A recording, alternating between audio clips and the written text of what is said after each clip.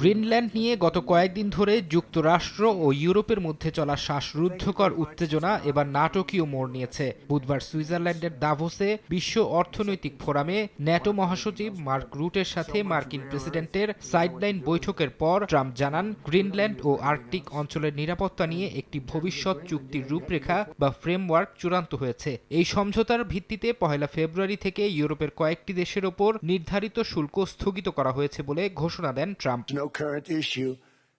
তবে গ্রিনল্যান্ড নিয়ে ঘোষিত এই নতুন সমঝোতাকে কিছুটা জটিল বলেও উল্লেখ করেছেন ট্রাম্প। সিএনবিসিকে দেয়া এক সাক্ষাৎকারে তিনি বলেন, এই চুক্তির আওতায় গ্রিনল্যান্ডে গোল্ডেন ডোম ক্ষেপণাস্ত্র প্রতিরক্ষা ব্যবস্থা এবং সেখানকার খনিজ সম্পদ আহরণে যুক্তরাষ্ট্র ও ইউরোপ যৌথভাবে কাজ করবে। ট্রাম্পের দাবি, এই চুক্তির রূপরেখা এমনভাবে তৈরি করা হচ্ছে যা চিরকাল স্থায়ী হবে। এর আগে অর্থনৈতিক ফোরামে দেয়া ভাষণে ট্রাম্প গ্রিনল্যান্ড ইস্যুতে সুর কিছুটা নরম করে বলেন, দ্বীপটির নিয়ন্ত্রণ নিতে তিনি কোনো সামরিক শক্তি বা বল প্রয়োগ করবেন না।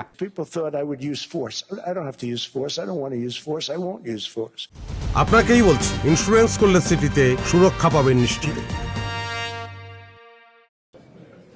ট্রাম্পের এই সুর নরম করাকে ইতিবাচক হিসেবে দেখছেন ডেনমার্কের পররাষ্ট্রমন্ত্রী লার্স রাসমুসেন। তিনি বলেন, শুল্ক আরোপ না করা এবং শক্তি প্রয়োগ থেকে সরে আসার ঘোষণা যুক্তরাষ্ট্রের সঙ্গে পুনরায় গঠনমূলক কূটনৈতিক আলোচনার পথ প্রশস্ত করবে। তবে রাসমুসেন সতর্ক করে বলেন, গ্রিনল্যান্ড নিয়ে ট্রাম্পের এমন কিছু পরিকল্পনা এখনও রয়েছে যা ডেনমার্ক সমর্থন করে না।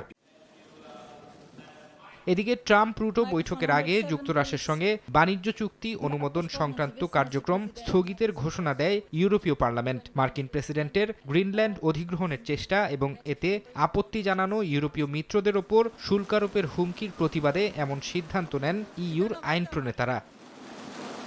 ফরহাদ চৌধুরী, সময় সংবাদ।